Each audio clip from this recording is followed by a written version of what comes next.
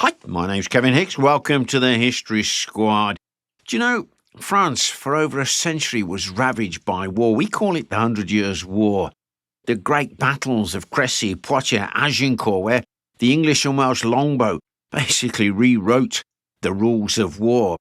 But come April 1450, at the quiet Norman village of Formigny, the tables were turned. Things were going to change. Here, the English way of war was finally broken, with cannon fire and French tactics, new organisation. No longer could the English longbow defeat these new tactics. And it's interesting because when I did the Battle of Patay, that we also lost, I actually said the Battle of Patay, the victory for the French, was not the beginning of the end, it was the beginning of the beginning of the end. Well, let me tell you, the Battle of Formigny was literally the beginning of the end for the English in Normandy, indeed, in France. So where are we in this 100 Years' War? Let's have a look. So just 20 years after the Battle of Patay, an awful lot had happened. For example, in 1431, Jeanne d'Arc, the Maid of Orleans, had been burnt at the stake in Rouen, burned alive. Terrible. And in 1435, after the French had defeated the English at Gueberoy, the Treaty of Arras between Charles VII and Duke Philip the Good of Burgundy was signed. This ended the Anglo-Burgundian alliance.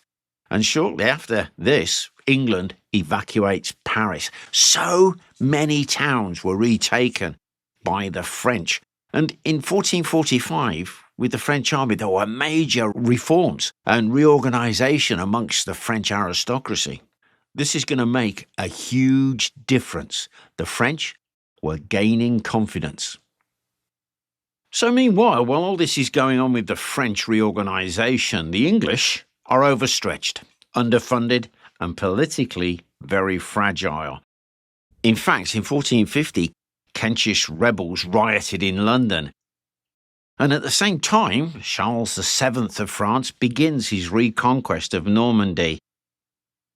Now, towards the end of the year, the English managed to assemble a small army and ships under the command of Lord Powys and Sir Thomas Kirell. But meanwhile, while they're doing that, the French continue to take territory and towns in Normandy. In January 1450, in fact, Harfleur and Honfleur surrender to the French. Now, back in England, things weren't going good. In fact, England was at boiling point. If you take the Bishop Moylands and the Duke of Suffolk, they were being held responsible for the failures in Normandy. Indeed, Moylands was beaten to death, killed on the quayside of Southampton by mutinous troops and sailors. Now, come March 1450, that small army under Kirell landed at Cherbourg. They were reinforced by troops from Bayeux, Caen and Vire, sent by the Duke of Somerset. These troops were commanded by one Matthew Goff. Now, these English forces pretty much straight away attack the small town of Boulogne, which fell to the English on the 10th of April. Now, what should have happened now is quite straightforward. Kirell, with his army, should have fallen back to the town of Bayeux, which was an English strongpoint at the time. But for some reason, Kirell halts at Formigny.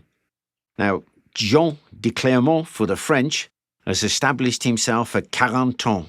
But what Kirell doesn't know is there's a second French army on the move.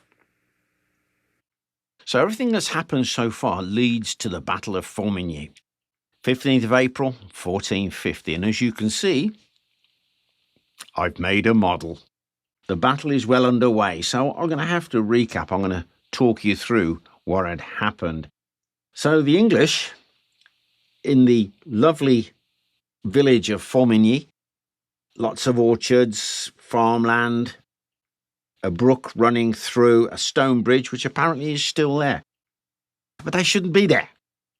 The English should have gone to safety. But we don't know why Kirell stayed. We do know that he sent Goff back to Bayeux with a message, but we don't know what was in it. There is no English account. The one staggering thing about this And be under no misapprehension, it was a great French victory. It was at a cost, and a heavy cost. The English didn't surrender. So what happens is the French come to the top of the hill. Formigny was in a valley, and the French knew to stay well out of bowshot. In fact, they stayed 2 bowshots away. Apparently there was a sortie by cavalry which was beaten back because the English hadn't been idle. They had dug in their stakes. They had done their hearse, just like they did at Agincourt. The English still believed that this system of the hearse with the wooden stakes and their archers was unbeatable. They'd also dug potholes and trenches in front of all of this. So you have bowmen, men-at-arms, bowmen, men-at-arms, bowmen, that kind of thing. I've had to condense the battlefield, obviously. Now, there was a problem with the English. They didn't have that many men-at-arms. I think around 800. So to back them up, you had a new kind of soldier on the battlefield. He was a billman. So where you had your fighting men, these men-at-arms, who will surge forward or take the brunt of the enemy, we were really stretched quite thinly. Whereas Jean de Clermont, he had better armed troops. He didn't have as many bowmen as us. In fact, at this stage, the English outnumber the French. But what the French had was cannons. So when their sorties failed, they brought 2 culverins and they fired them on the English. And they were causing a lot of damage. So, a sortie. About 600 archers charged. And they killed the gunners, or drove them off, and they captured the guns. But in those days, they didn't know how to spike a gun when you spike the touch hole. So the guns were being dragged back, and we just don't know now, because the French, they attack again. And they paid dearly in blood, because the bowmen poured arrows into them. When their cavalry come round the flanks, once again, the cavalry meet the wooden stakes and the bowmen. It must have been absolutely savage. The problem is what's coming next. So whilst all this is going on and the French are beginning to withdraw, all the English had to do was charge, but they didn't. We'll never know the reason why Thomas Querelle never advanced. Now, it may just be that he got wind of that second French army that I'd mentioned. It was Arthur de Richemont. He was going to come from this direction. He'd looked down the valley. He'd actually climbed onto the top of a windmill, or to the top deck of a windmill, so he could look down and he could see the French were fully engaged. He'd realised now is the time to attack, but he could see that the French were beginning to withdraw. So he rides round and he gets in touch with Jean de Clermont and he says, look, rally your troops, we're coming. News quickly gets into the French forces, they regather their strength and they attack. As they attack now, Arthur de Richemont, with his cavalry first, attack from this direction. As they are charging forward, Querelle isn't idle. He knows he's got the French at his back and at his flank. So he does what's commonly known as refuses the line. How's that? He actually turns his flank to guard that side. To do that under pressure is absolutely incredible. In fact, one of the French chroniclers remarked how well the English defended themselves by refusing the line. Quite incredible. But unfortunately now, the English line is stretched. Remember, I told you they didn't have that many men-at-arms. I think at the beginning of the battle, their line was about 1,000 yards. Now they've got to double it. So their line is thin. They're also tired, and they're being hit now in a full semicircle. As the lines begin to collapse, the English fall back onto the bridge and into the gardens here, and group by group, they fight to the death. The bowmen make a last stand here in this garden, and they will not surrender. If you look at the numbers of men involved in this battle, the English had around 4,000 men, may have been slightly more, because Gough had actually brought reinforcements from Bayeux. He, by the way, during the course of the battle towards the end, managed to cut his way free and escape the battle with a number of his men. We don't know how many. We know that Curral was actually captured on the bridge, captured alive.